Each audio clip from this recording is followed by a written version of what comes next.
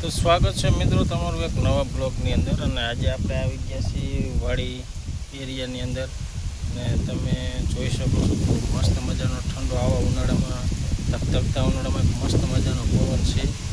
અને આપણે તમને એ વસ્તુ પણ દેખાડું કેવી અહીં લીલોતરી છે, તમે જોઈ શકો છો। જો આ છે સહાટીઓ આવે જેના કારણે બહુ ઠંડો પવન આવી રહ્યો છે। આ ઠંડો પવન એટલો શીતળ છે કે જે એસીને પણ ખ્યાલ કરી દે।